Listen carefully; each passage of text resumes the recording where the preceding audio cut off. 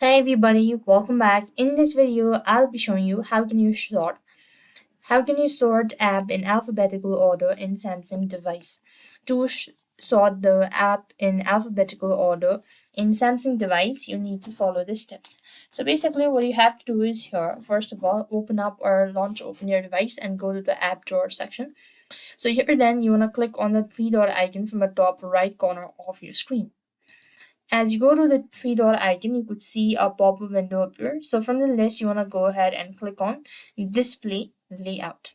So when you click on Display Layout, you want to go to the alphabetical listing and select that and click on the Confirm button to tap OK.